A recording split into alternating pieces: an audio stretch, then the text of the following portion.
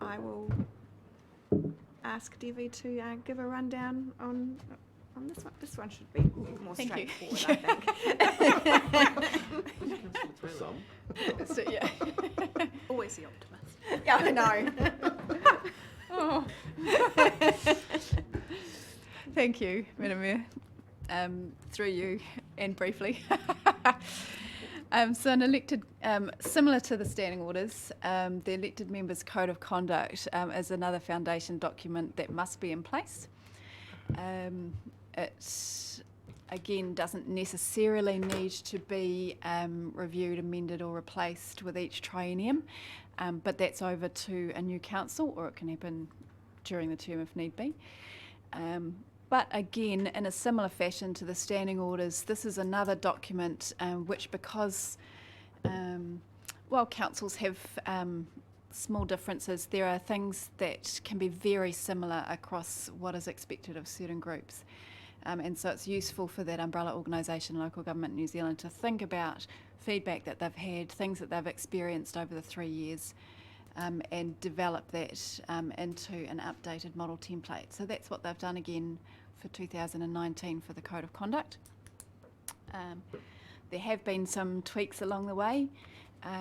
Primarily, there's a little bit more specific comment around social media this time round, so just making it a little bit more contemporary, I suppose. But other than that, and just speaking to what a code of conduct is, so this is the agreement that you as elected members come to between yourselves, and that you tell us about as to how you will behave amongst yourselves, with staff, with the public, with the media. It does touch specifically on the media. How you will behave, be seen to engage in your role as elected members, and if it's believed that someone's not pulling their weight in a particular way that's been agreed under the code, what do you do then? And so the code outlines some instances there. Part of the decision making that aligns with the code of conduct itself is in that instance, and we hope that we don't get there, but where it may be felt that someone hasn't quite got things right under the code, who do we get to look into that? So a council needs to agree what's referred to as a list of independent investigators. Napier City Council has used or has had ready to use, if required, a list of independent investigators that's held by Equip. So Equip is one arm of Local Government New Zealand. It means that the investigators are usually outside of Hawke's Bay, so they're completely independent even of the issues, potentially. They are very well versed in matters relating to investigations of these types, which can be low level through to higher level, obviously, depending on the matter at hand. More often than not, they've also got extensive local government experience, so they really understand the context. Some of whom have actually been elected members themselves, so they get what it's like being in your position, and so they can weigh things up and look into matters from a really clear point of view. So from our perspective, I suppose we would encourage consideration of continuing that arrangement, alongside the code itself. In terms of the code of conduct, as mentioned, so Local Government New Zealand has updated its model template, and at this point the general indication that we've had from Council is that there are no tweaks to be made to the model template, and so unless there's anything that comes up in discussion today, that will be considered as it is. Thank you very much, and thank you for raising the issue of the list of independent investigators. I certainly am happy to support the continued utilisation of the Equip list, so I would like to propose that for today's discussion. with regards to the Code of Conduct itself, I'm very happy with the recommendation to use the standard template that has been recently released from Local Government New Zealand.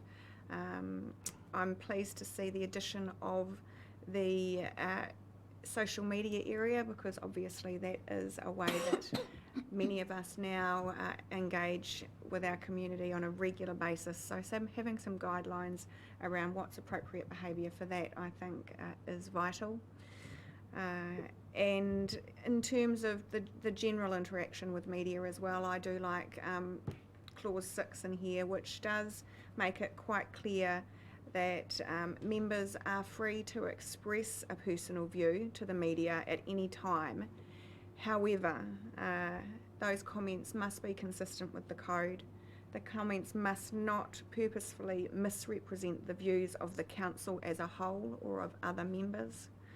And I think that just provides some clarity in terms of when a councillor is expressing a personal view, which they are well within their rights to do, just, you know, providing the guidelines as to how they can do that in a respectful way. So is there any questions of Debbie or any other comments anyone would like to make, or suggested changes potentially to the Code of Conduct? Could I just, as you've raised 6 media, social media, just for clarification, in the last part, members are free to express a personal view to the media or social media at any time, provided the following rules are observed. And we go to the second bullet point: comments must not purposefully misrepresent the views of the council or the views of other members. So if a decision has been made, and we've talked about these decisions, and a resolution has been passed, that in my mind is the view of the council. So an elected member could not then speak from a personal point of view of what their decision was, because it did not represent the view of the council. They could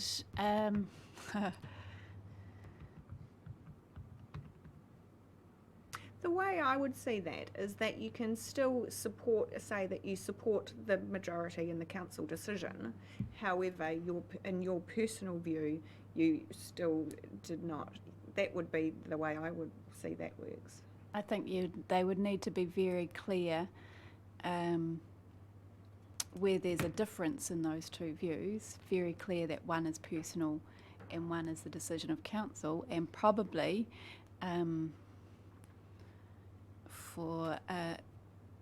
it's probably worth saying, this is my personal view, this is the decision of council, this is what we're running with. So specifying that the decision of council is the one that's moving ahead. Yeah, I mean, I think Right. it's really important that people don't go out once we've made a decision and undermine it. And so somehow we need some understanding or written words around that, because that's what causes fraction in councils and undermines public confidence in councils, is when a council makes a decision and then a group of councillors go out and undermine that decision. So I'd be happy if there was a little bit more, it was a bit tighter around that. Councillor Myself. Mawson. Through you, Madam Mayor. I think with what we've talked about previously with the voting recorded, I think that it's if you've got an opinion, you've already made it, people can then investigate that. I think that the case of this happening a little bit more or a little bit less, the chance that it's going to happen a lot less now than it did before. That's my feeling on that. Councillor McGrath. Yeah, I think it's important that councillors do retain their opinion to justify their reasons, because if a reporter comes up to you and say, why did you vote against that? You can't say, well, that's irrelevant because the majority's made its decision. You should be able to say your bit. And I just think that's good democracy. And I think, again, having that real clarity around explaining the difference between supporting a council decision, because that is the way that our processes work and that is what is specified within our Code of Conduct, as opposed to still retaining the ability to have a personal view. I don't think we can expect to take away councillors' rights to have a personal view and then just being respectful of the way that that is communicated in light of a majority decision being made. And yeah. Okay, so how are you going to police that? Because there is a line, and when it's crossed, is there something in there that means that we can approach that person and tell them to tone it down or not? I think Section 6 does cover it, yes. I'm confident and bearing in mind that this, again, is the national template that Local Government New Zealand has produced. We're not making any changes. We're actually adopting what they have researched and prepared on behalf of councils all around the country. Councillor McGrath. And again, we've got to be very careful because council made a decision on Easter trading, for example, and the court told us we got it wrong. We can't all stand up as a council and say to the court, I'm sorry, we've made our decision. So we have to have options and different ways of being able to do things. So we've got to be careful we don't tie ourselves too much into a corner here. Councillor Bogue. I think when people ask us why did we vote against what the majority voted for or whatever, you could refer them to the video streaming, to the actual debate and the minutes, which are very comprehensive for your reasons. So if they want to know how you actually put your case against what the majority wanted, it's all there in the public record. I'm not saying don't say any more, but it is there, and you can't hide it. You can't pretend that everybody was in favour of what the majority voted. So there's a few options there in terms of sharing how you feel about things, or you did at the time. Deputy Mayor Brosnan. Yeah, I just wanted to make the point that in regards to posts on social media and answering questions around why you may have voted against something that was then disagreed with essentially by the majority of council. When making posts like that, the section does refer you back to must be consistent with the code, and the code and its purpose is to promote effective decision making and community engagement, enhance the effectiveness of the local authority, and to enhance the credibility of and accountability of us. So if you're out there making comments that undermine the credibility of council or are not enhancing the effectiveness of our decision making, then that in itself, under this wording that's already in there, would be a breach of that code. So I think it is, just to satisfy Tanya, I think there is quite a lot in there that maintains, I suppose, the purpose of the code in those comments that you rightly should, as Councillor McGrath said, you rightly should be able to put your personal opinion, but you still need to uphold the code in doing that.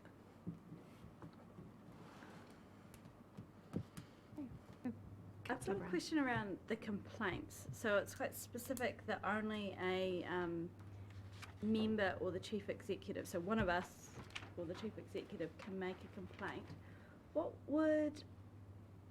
is the public's ability to complain about our behaviour? Is it just that they don't vote us back in? Or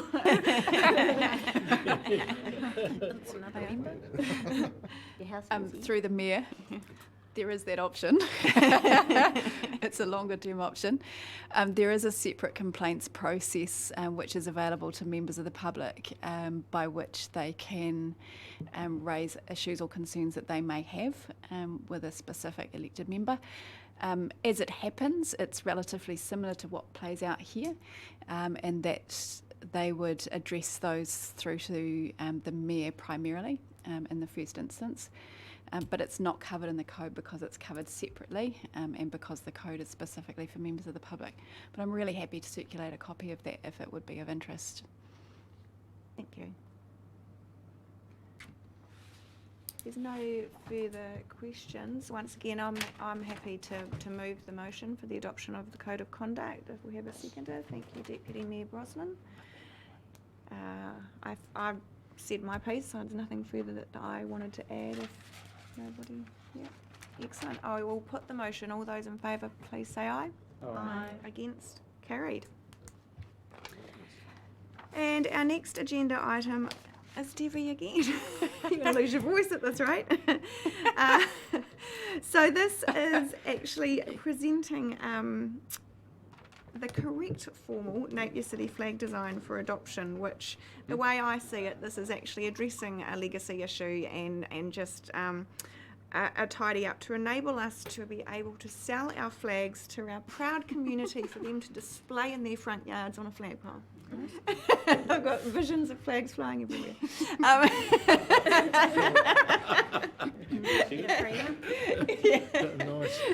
So, Debbie, if you wanted to add anything. Yeah, I don't know that there's much more to add to that.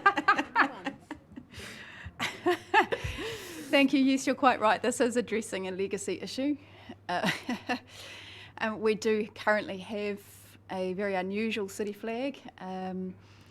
Most don't and shouldn't have a full coat of arms on them for a number of reasons, not least because, as the Mayor has pointed out, it restricts the ability of members of our community to engage more formally with the city. We do know that there are some members of the community that would be very keen to be able to engage with the flag and display it. So this essentially creates that opportunity which is not currently available to them. I'm very happy to go into the reasons why, but it is a bit of an information dump. Essentially, I'll keep it brief and do feel free to ask any questions along the way. But essentially, it does come down to the rules around coats of arms. They are granted to an individual or to a municipality, so to the city, and it is important to distinguish the city from the council here that provides governance on behalf of the city. So it has been granted, the coat of arms has been granted to the city, which means that only the city and council on its behalf, essentially as the governors, are able to use the coat of arms. Anyone else who is engaging with the coat of arms must display it, which means that it must be very clear anywhere that it's displayed whose coats of arms it is. Obviously this is very difficult in a large flag because it's not necessarily going to be particularly clear. So there's that issue that currently a member of the public who may wish to cannot purchase a copy of our city flag for themselves because it's currently got the full coat of arms on it. And secondly, as has been pointed out in the report, there was a letter in the mid-90s which clearly outlines what a correct flag would look like anyway, which helps us address that legacy issue, so a coat of arms should never have been on there in the first place. So it would help us correct that issue of formality and heraldry, while also creating an opportunity for our community members to fly their own city flags, should they wish to. So, and there are occasions, obviously, where that level of tradition and formality add a real beauty and finesse. So, yeah. Thank you. Any questions, Councillor Wright? And then. Do we have any idea of what sort of uptake we would have, or numbers-wise? No? Because it seems to me that when you're buying something individually, there's an additional cost. So to assist people to be able to afford or purchase a city flag or encourage it, we could invest in buying a reasonable quantity to drift the price down. At least 13. At least 13, yeah. There's an Actually, should we add into the code of conduct that you must display the city flag and you can we get the On my bike. missed the opportunity. It just seems to me that if we want to encourage members of the public to have them, we should try and get the best price we can, and maybe buying a bulk number and then putting it out there that they are available. Would be a smarter way of dealing with it. And that could be something that could be explored, absolutely. We'd have a chat to the Archives Department about the correct storage in the meantime, so that we're meeting our requirements under that. But yeah. Councillor Crystal. I've noticed, being a farmer's daughter, that the two sheep are different. So, Oh, so why have they changed the picture? They've changed the sheep. Looks like a wolf in sheep's clothes. Yeah, They changed the flowers too. yeah. So is the picture at the bottom what it's going to be, or is that just a mock-up? At this point, it's a mock-up based on Okay. the shield.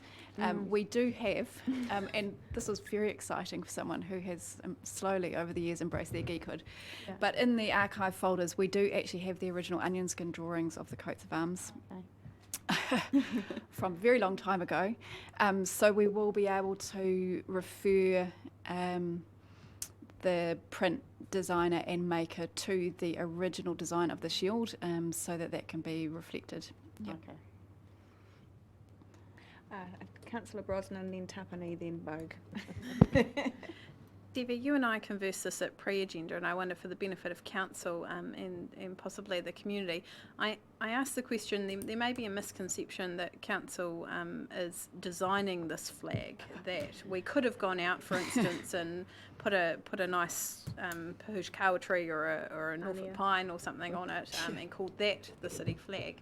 Yeah. And you ran me through some very good reasons why, in terms of heraldic history, that was not appropriate, as well as legislatively. There's some requirements in there around the coat of arms, and I wonder if you wouldn't mind doing that again for me and for us.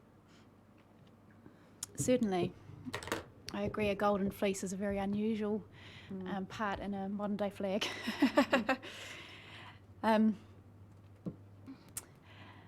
As you've mentioned, so this isn't a process of council designing a flag.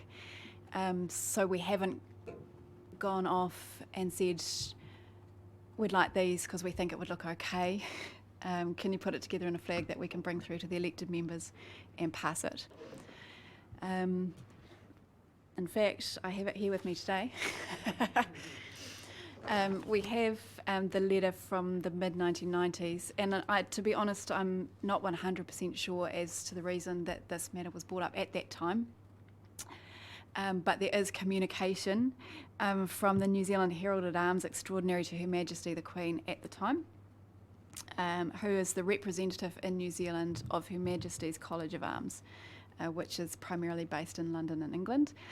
And the communication is in relation to the Napier City flag, and it's having the full coat of arms at the time. So comments briefly on that, but then moves into a comment on what the city flag should look like. And again, I do want to distinguish between the city and Napier City Council. Napier City Council can and does have flags with its own branding that it might use for its own events. You'll see the teardrop flags, for example, around. And that is about council. This is about the coat of arms that has been granted to the city, Napier City, and the correct presentation of a part of that coat of arms, which is taken directly from the shield, based on heraldic tradition, which then becomes the formal city flag. So there is a distinction there. And so there's been very clear direction that the city's flag should be the shield design bled out into a square and oblong. The full coat of arms should not be included on a flag. And again, the best example of a heraldic flag is the Royal Standard, so the shield design of the Royal coat of arms bled out into an oblong. So that's why we've included those two as examples, so you can see that this is standard practice and has been for a very long time.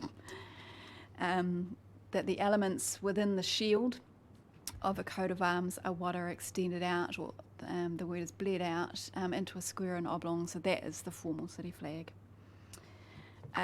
So as you've pointed out, Deputy Mayor Brosnan, this is a matter of, and the Mayor in fact in starting, this is a matter of correcting a legacy issue around the formal presentation of a city flag as opposed to designing something around branding.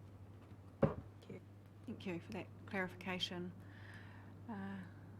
Councillor Tapani, I believe I'd earmarked you as next.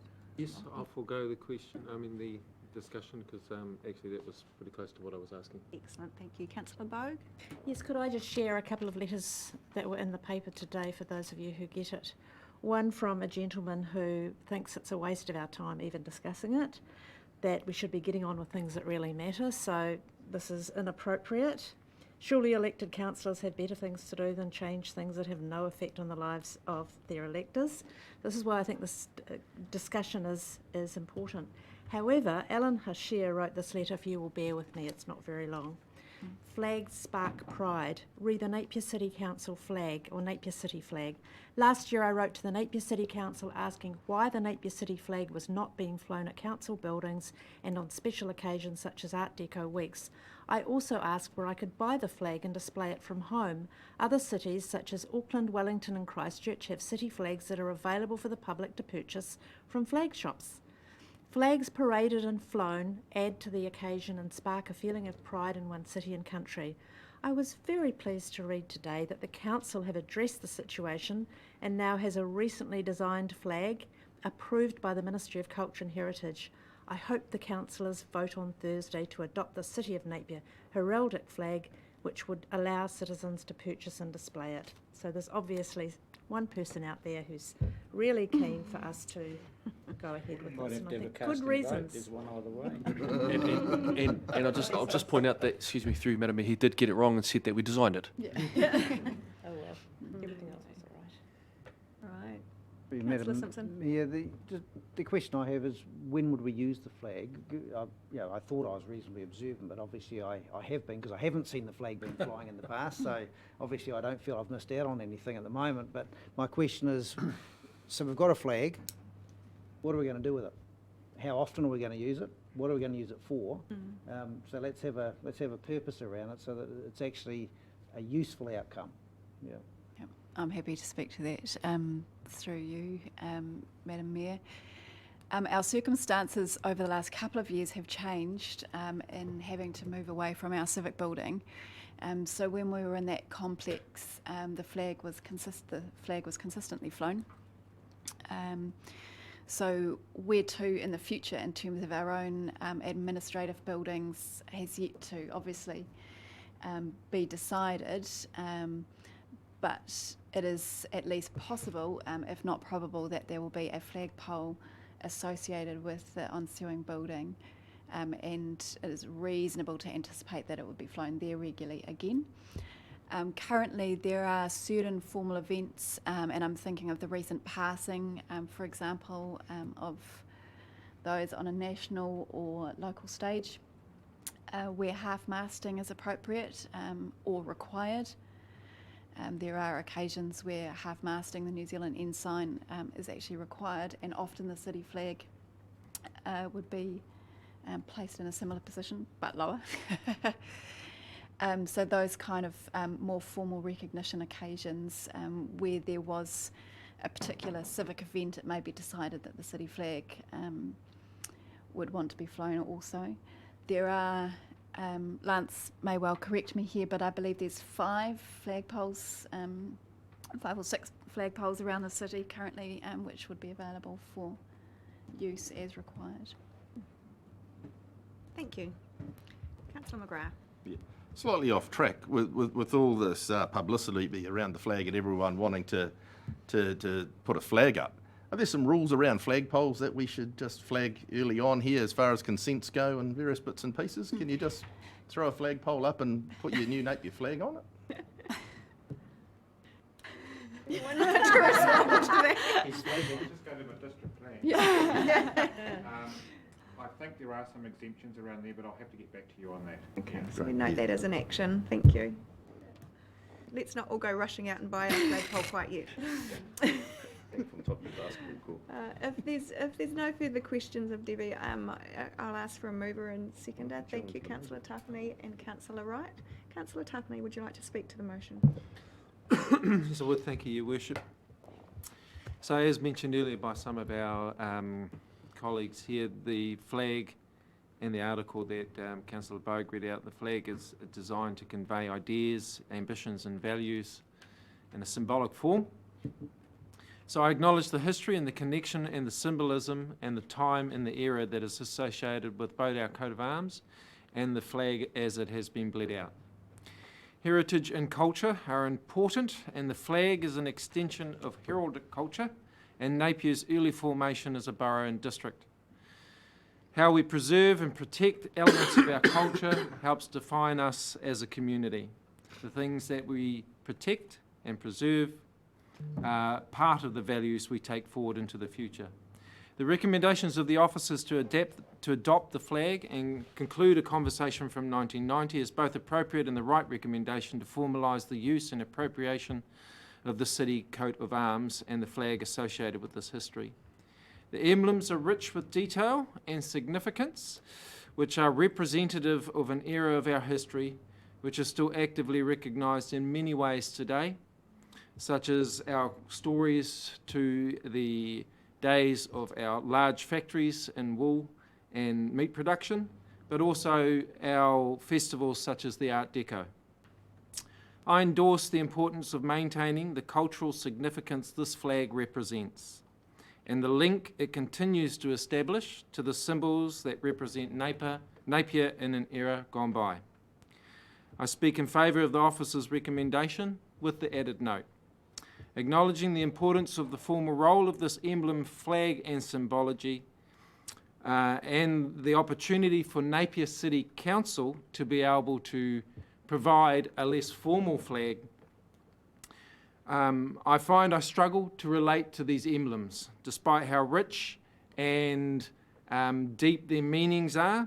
They are from a time when they're from a time gone by, and I think that today there is an opportunity for us to have a conversation as a community around what emblems we may want or what emblems we ascribe to in this time and in this era that we might want to include in a flag, perhaps in a less formal role along our branding or whatever that may be.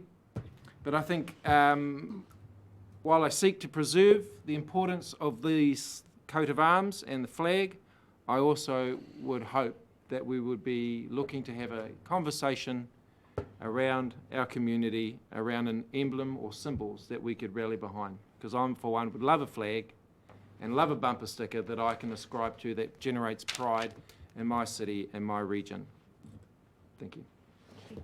Councillor Wright. I just think this is a wonderful opportunity to have a visual symbol of civic pride, and I would hope that this council would use it to its full advantage and among all the other tools that we have to engender civic pride in our community, because it certainly does create community cohesiveness when there is a high level of pride in our community and about our city.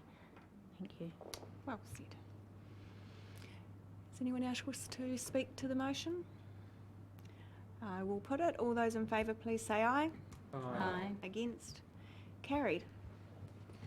And following on from that, we have the emblem and ensign policy, which was not due for review. However, considering the previous agenda item, it was decided this was a good opportunity to actually present this policy for adoption. I will pass over to Debbie again to... Thank you. I promise you're nearly done with me.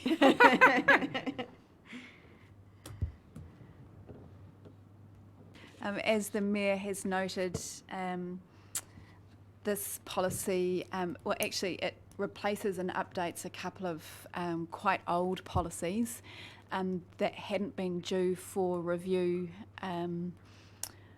but it was felt that given the conversation was coming up in relation to the flag, that it would be a good idea to look at it as a whole package. So that's why it's been reviewed early and brought through to you today.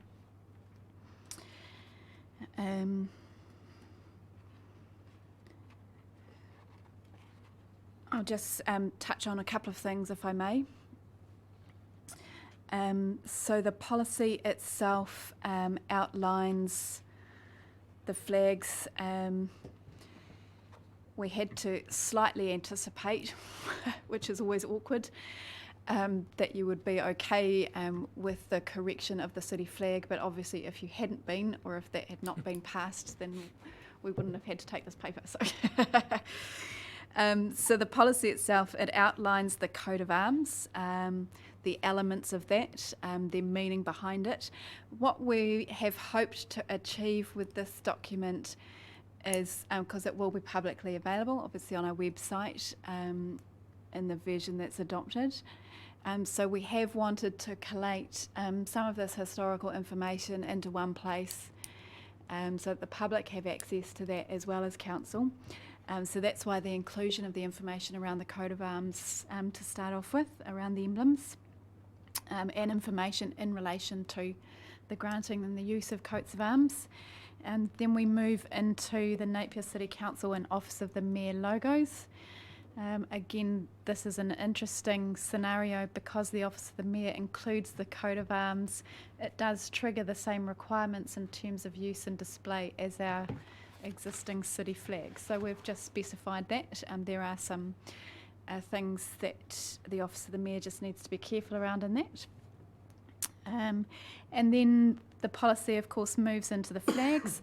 So we touch on the existing flag, which obviously is not being repealed. It just may not be used as often as it has done in the past. As to where that's come from, the corrected or heraldic flag, and I do need to correct a small typo in point 28 of the policy. That should read the Napier City flag heraldic and not coat of arms. Thank you, Councillor Mawson, for picking that up. So just a minor correction to point 28 of the policy there. My apologies.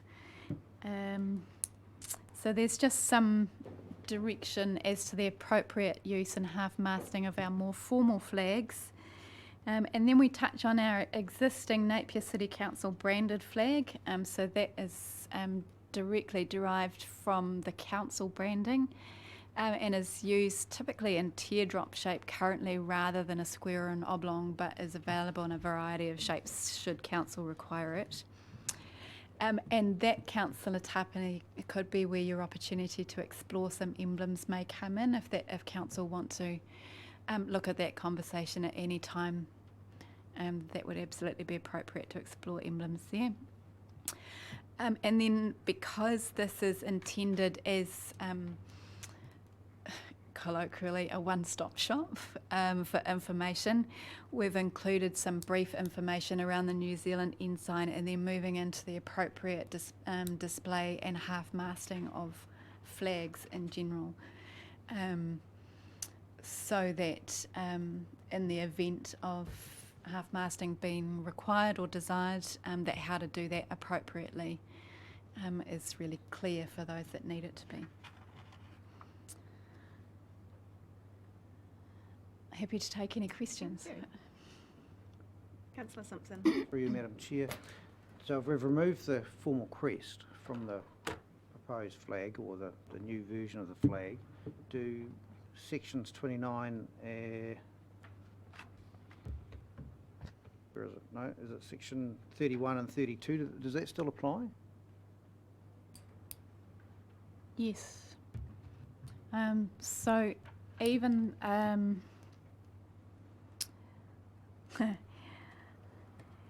yes, they do need to request authorisation from council. Council can, if it so chooses, they can't bypass that, or they could change that, or they can essentially supersede it by saying, we are comfortable with you, rather than coming through to us, we have pre-authorised, as it were, the purchase of this flag, the heraldic flag, so members of the public are able to liaise directly with the printmaker. So you could have, as it were, a pre-authorisation in writing that any members of the public wishing to display that particular flag may do so. So you could incorporate that. But yes, there does need to be an authorisation to display the flag in place.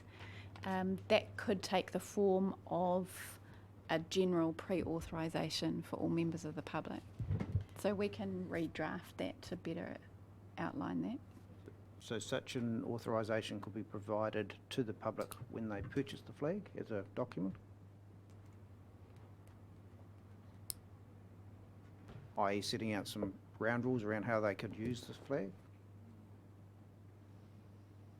Yes, that's something that we'd have to work through with the designer and printmaker as to whether it will be appropriate for us to produce that and provide it to them to go out with the flag, that's definitely a conversation that we could have as to how to manage that pragmatically. Yeah. Councillor Tapani, then Councillor Wright. Through you, Your Worship, just so my question is an extension of, so I just want to endorse Councillor Simpson's comments around one, access of the flag, and two, trying to put in place some measures to protect the integrity of its symbolism. So a flag is typically an item that we will rally around, and I was curious as to why there's a specific mechanism requesting authorisation. Are you or are we aware of the history around the impetus of including the request for authorisation? And that comes from the background of flags, and normally an iconic thing that people seek to protect or to promote. But should I not be a person of average or honourable intent, I might want to take that symbol and use it for less honourable purposes. So is there a reason why there is an authorisation component in there that we are aware of? To my knowledge, it's linked to the background and the distinction, the background of use and display of a coat of arms. So it comes because the flag, although the flag in question that we're talking about won't be displaying the coat of arms as a whole, it is still presenting the emblems of a coat of arms, which in itself has limitations set around its use. So it's derived from that at all times the person who holds the coat of arms has the right to authorise its use or otherwise by other people. It's not just a sort of carte blanche. So you get to say, no, I don't want you to have it.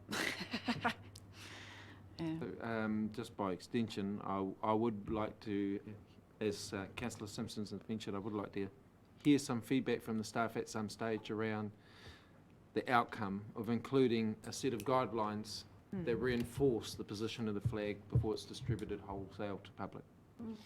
That's the right. Once again, if we control the purchase of a reasonable bulk of the flags and people have to come and collect it from us, then we can cover that at the time when they present to get their flag. And I'd suggest that's probably better than letting them go to individually to a printer and getting it themselves. Agree. Councillor Mawson. Currently, thank you, Madam Mayor. Through Madam Mayor, currently it would suggest that the member of the public would need to go and see the executive assistant to the chief executive. I feel that could this not be something, if we're going to look at that, also look at what we just talked about, also look at maybe changing that wording to say they could get it from customer services, perhaps.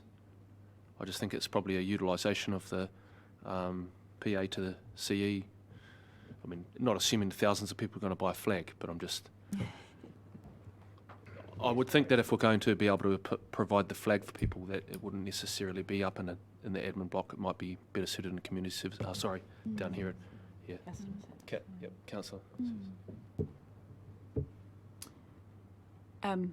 Through the Mayor, if I may, if the option that Councillor Wright has raised, in which it sounded like you were comfortable with, Madam Mayor, of rather than directing members of the public to the printmaker to liaise directly themselves, but purchasing this flag so that they are liaising directly with us as a council, so we have that authorisation and purchase process kept in-house, as it were. Is that something that's of interest? If so, we can certainly adjust the policy to reflect that different scenario. So long as we're not purchasing thousands of flags and 5 people buy them. No, I don't believe that we would have the Thousands. storage space to No. do that among any financial considerations. My main concern was that the price, through the Mayor, the price of the flag might put people off, and that if we can buy them in reasonable numbers ourselves, it'll drive the price down. More accessible, that's all. Is it copyright? Yeah. Ours, we own it. Yeah.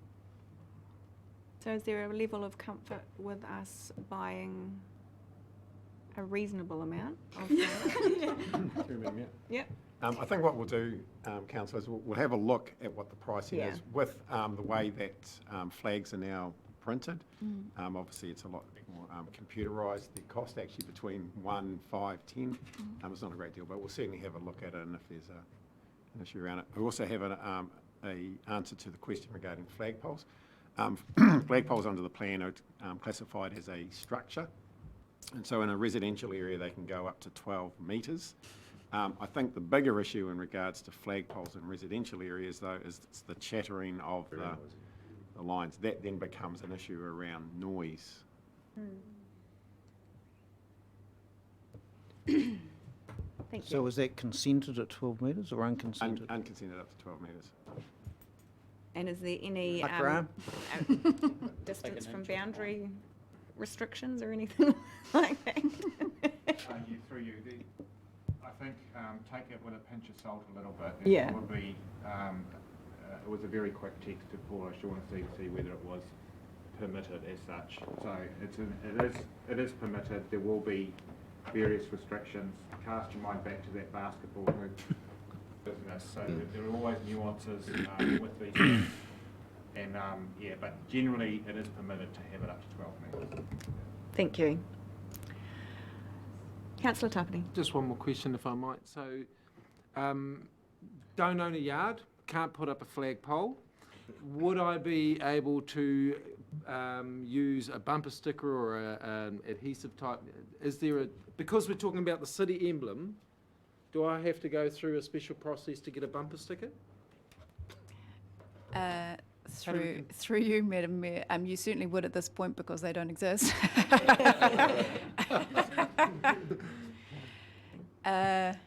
Something for future consideration. Something for future consideration. Yeah. And Thank again, Accessibility. yeah, and around the display, if I may use an example from Great Britain, there will be numerous instances where some form of pre-authorisation has taken place. If you've travelled there, there are a number of places that would sell knickknacks and items of memorabilia that have the coats of arms displayed on them. It's always very clear whose coats of arms they are. But there will be authorisation that's been given for the production of those items. Anything in relation to a royal wedding generally has some form of coat of arms displayed on it. So yes, that is absolutely an option that we can look at. And yes, not everybody wants to engage with the more formal emblems in flag format. Thank you.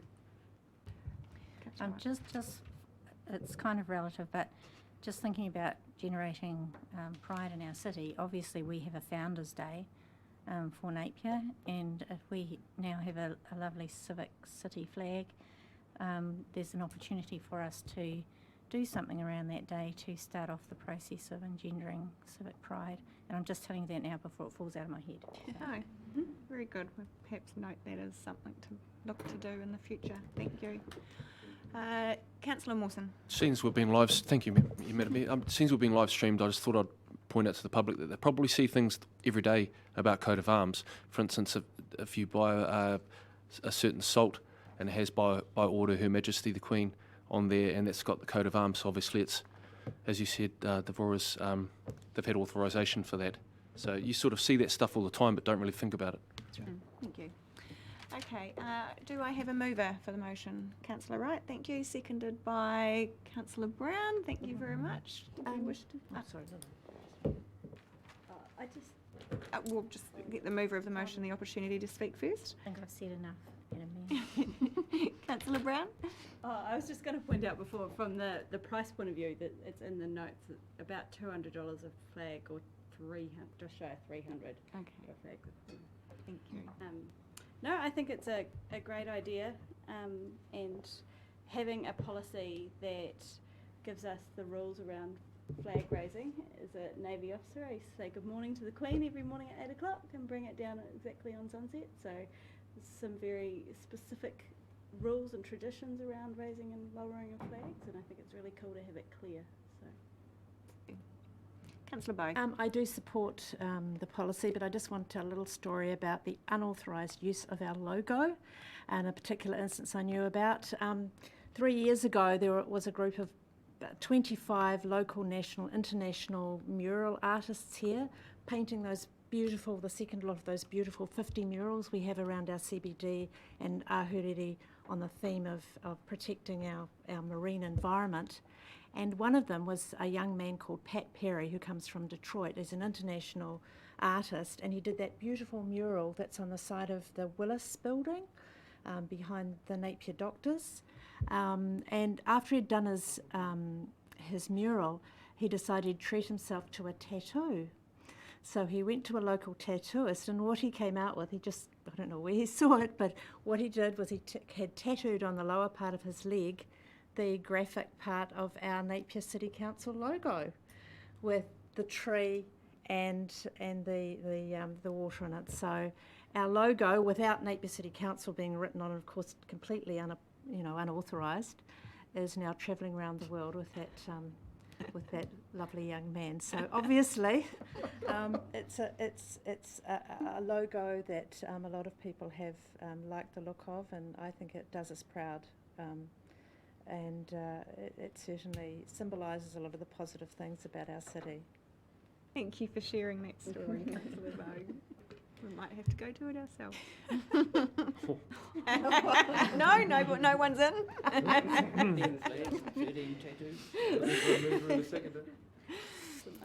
Did anyone else wish to speak to the motion? No? Okay, I will therefore put that. All those in favour, please say aye. Aye. Against? Carried. Thank you. Sorry, if I may, just one last comment through you, Madam Mayor. I have noted the questions raised against point 31 and 32 of the policy. So while they have just been adopted, we will investigate that and bring it back to Council, so you can make some changes or amend that as you will. Thank you very much, Debbie, and thank you for your presentation of all those papers. Much appreciated. Our next item is the Revenue and Financing Policy Review, which of course we've all been involved in the process of the Step 1 analysis of the council activities. Many hours with Caroline. Any chocolate fish? All to come. And many more to come, yes. So thank you, Caroline, for being here to present to the paper today. So as you are aware, we're currently reviewing the Revenue and Financing Policy. At the completion of it, it will go out for consultation along with the annual plan.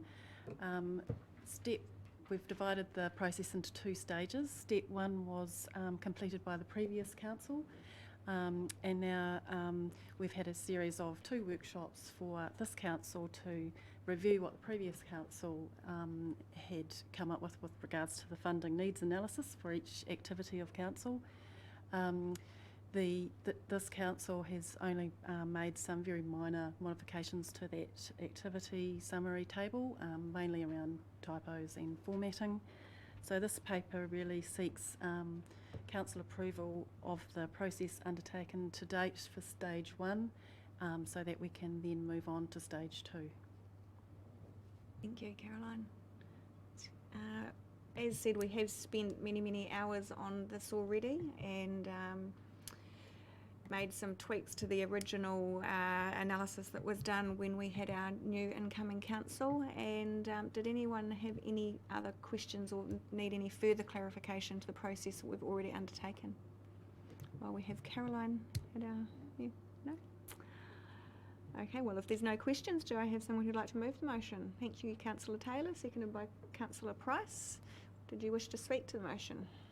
Oh, very briefly, as most of you are aware, the previous council spent, or a number of the members of the previous council, spent many hours going through this consideration with assistance from Caroline and other personnel, and I think we came a long way and learnt a great deal during that process. And so now that has moved further in the new council endorsing minor changes, we've come through stage 1, and I think it's an ideal opportunity that we now move into the next stage, everyone fully versed with how this revenue and financing policy operates. So it's been arduous, but we've got there, and yeah, a few Moro bars, etc. have been distributed for those that came up with the very good answers.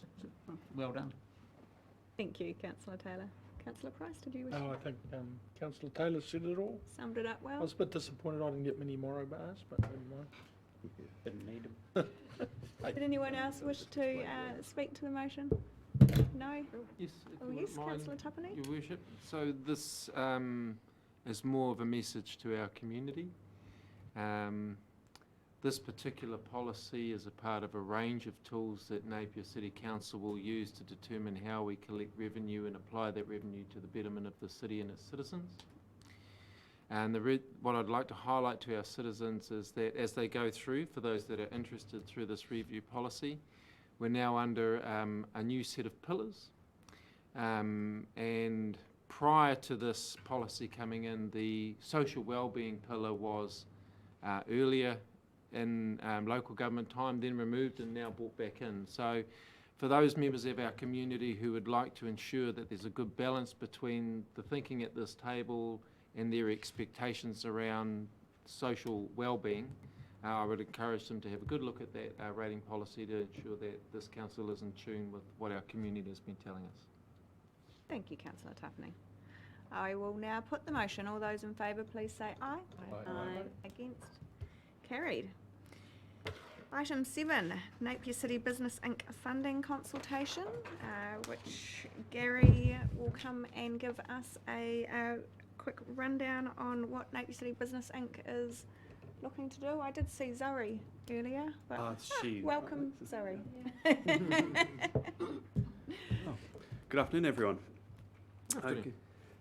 So anyone who's not that familiar with Napier City Business Inc., their primary purpose is just to ensure that Napier CBD is a desirable place for people to work, live and play. So with the membership of Napier City Business Inc., they don't collect direct memberships, but rather receive funding through general rates, which is a fixed amount, as well as a CBD promotional levy. So over the last several years, as some of their activities have grown, they've drawn on their own reserves to fund the cost of these things, but they're at a point now where they need to, or that they're looking to increase the amount of funding from their members. So the normal process for this would be for the council to go out and perform, go through consultation with the affected parties. That's namely about 430 business and ratepayers within the CBD. However, in this instance, what's actually happened is the Napier City Business Inc. Have put together a consultation process which started around about October, will go for a few more months. So that will include things such as some targeted emails out to the businesses and ratepayers, some mail outs to parties that they don't have email contact for, information evenings and workshops, some face-to-face meetings as required with some of the constituents, and also a special general meeting and presentation to vote, of which they've got some set rules. Now, as I was saying before, the normal process would be for the council to go out and do a lot of that consultation, but given that they've got a fairly thorough process in place, the recommendation is to adopt their process as a consultation process, so to effectively approve that. I think it would save on quite a bit of the resource of the council to do that. Thank you, Gary. One question I have is that there is a requirement that at least 75% of the members must be present at the special general meeting to actually vote on this. Is there a high risk that they won't get that many members along? Having been through this process with the Taradale Marketing Association, which didn't have a requirement like that, did it? No, madam, I don't think we did, and we ran our own consultation process, and it was quite painless, unexpectedly painless and successful. Yes. So it was who turned up on the night. I think we had a quorum, but it wasn't 75%. Which obviously this will be part of their constitution, and I guess Yes. just highlighting that, is there a risk around not having enough members present to actually being able to vote on this? Am I able to answer that one? Yes, sorry, you're welcome to. Yes. Yep. The rules or the constitution state that it's 75% of the members present at the meeting that have to okay. authorise it. The quorum for our meetings, I believe, is around 15.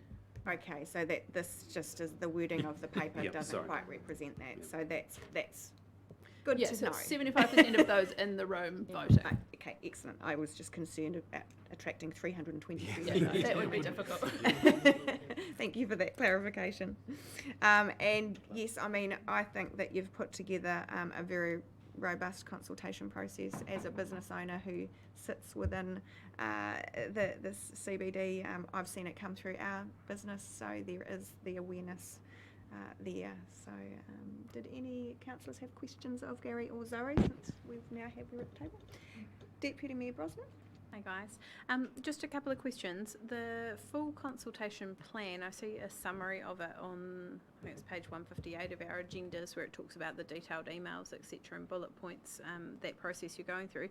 Is there a guarantee that all members will have communication from you over this? I'm just thinking. I guess I can't 100% guarantee.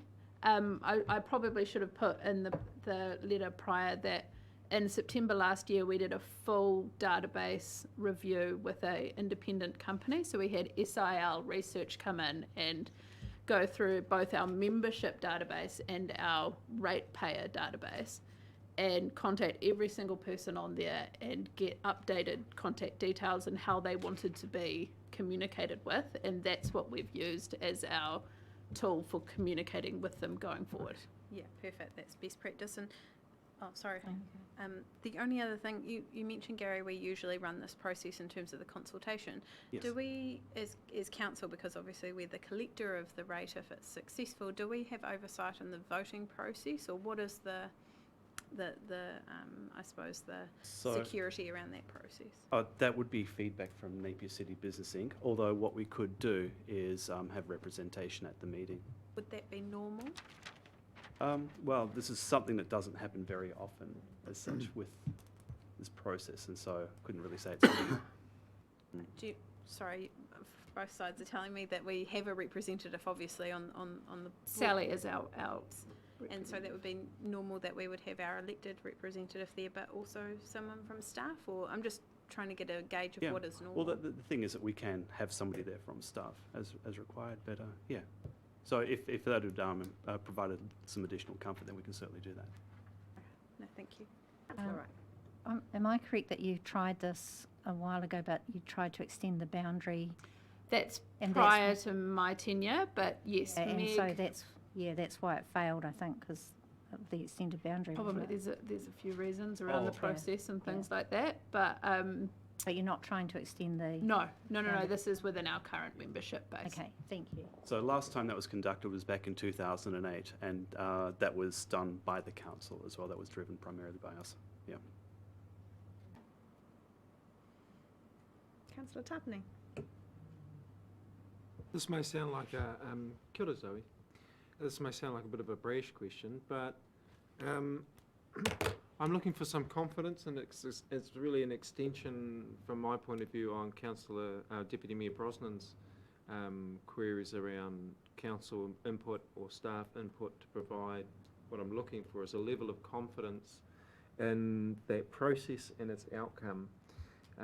Because I'm conscious in my mind that if we're asking the Napier Business Institute or Association to conduct an activity around business activities within a closed market group, it's a bit like asking the burglar to look after their house while you're on holiday. So I'm just looking for probably a bad analogy, but what I'm saying is I probably wouldn't ask the agents, in my perspective, I probably wouldn't ask the agency who potentially would lead this to conduct the survey.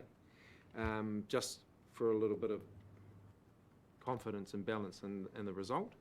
So is there anything you can provide verbally that might provide me with some confidence that, because it doesn't happen very often, so again, the fact that it doesn't happen very often for me would indicate that something council would want to make sure they have a presence in and participate in. But I didn't immediately pick that up from the proposal. So I'm just... We have been in discussions with council for many months.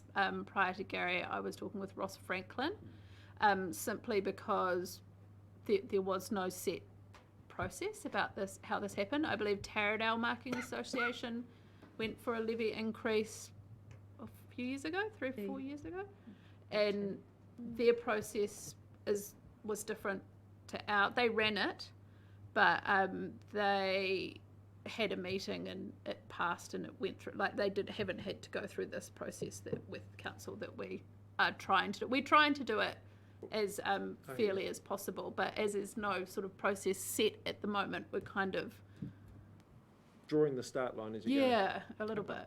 Yep, no worries. Thank you for that. So would it assist, though, perhaps if there was some additional oversight over the process? What was that? Would it assist then if there's some additional oversight over the process being conducted by Napier City Business Inc? Based on Taradale's experience, which from Councillor Wright's comments that it was a very successful engagement with the community there, I anticipate it'll be exactly the same because the business network does a fantastic job in our CBD. So really it's about protecting the integrity of the result. So if there is an opportunity for our team to participate even in an observational manner, that lends credibility to the end result, and it's really about ensuring that we don't undermine the work that's already been started from a good premise.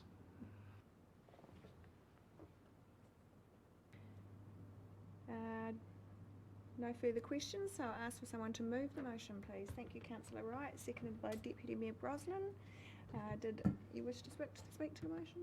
I just wish you every success. I know when Taradale was successful in raising their levy, it really changed the game out there and we were able to do so much more for the community. Thank you. Did anyone else wish to speak to the motion? No? I will put the motion. All those in favour, please say aye. Aye. Against? Carried. Thank you, Zoe. Thank you very much. Gary. So we now are at actions from previous minutes. And the action table of a course and Describing Hayley. oh, I didn't even see you go. She had an interest, did she? Dan's the chair. Yeah. I sort of shooed off. I thought the Yeah. baby missed me out. She did mention it at the beginning. Yeah.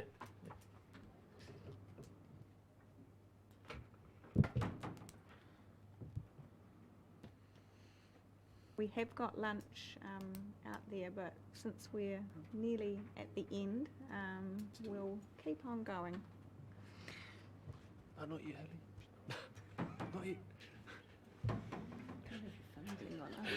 So we're actions from previous minutes, and the action table here gives us an update on current actions we have from previous meetings. Did anyone have any specific questions or queries with regards to any of the actions listed?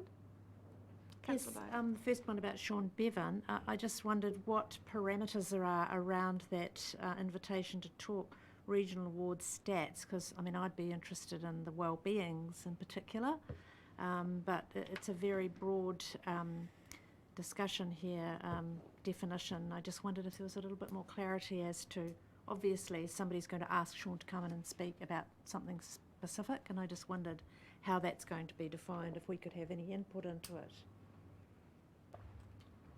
I would certainly see that we could have some input into defining exactly what he's going to come and present to us on. So I see that, you know, yeah. So there's no terms of reference or anything being. And who does sits one's- with city strategy in terms of the directorate. Is that you, So that Richard's team Richard? and Cool. Annette. So yeah, a few feed into Annette. Yeah. Great. And just a process query from me. As actions are completed, once they're reported and here is completed, they'll then be removed from the table? Yes, so you'll Right. see them once and then they'll go. Great, thank you. Okay, if there's no further questions, can I have a mover? Deputy Mayor Brosnan, Councillor Tapani, seconder. Thank you very much. I'll put the motion. All those in favour, please say aye. Aye. Against, carried. We now come to reports under delegated authority. Tenders let. We do not have any tenders let. Are we still required to put that as a motion when there's no tenders? Just to note that. Just there to were, note. We will do them we'll do them together. So 2 documents executed under seal. Again, there were no documents executed under seal. And 3 is the resource consents report. Did anyone have any question of council officers with regards to the resource consents report? No? Very good. Do I have a, thank you, Councillor Taylor. I'll move 1, 2 and 3. Thank you very much. Seconded by Councillor Tapani. Thank you. And if there's no desire to talk to the motion, I will put that. All those in favour, please say aye. Aye. Against? Carried. And I'll just have the move into PX, a mover and seconder for that, please. And thank you, Deputy Mayor Brosnan. Thank you, Councillor Bogue. And we will just adjourn for a quick bite to eat and back at 1 p.m. for public excluded. Thank you very much. Thank you, Your Worship.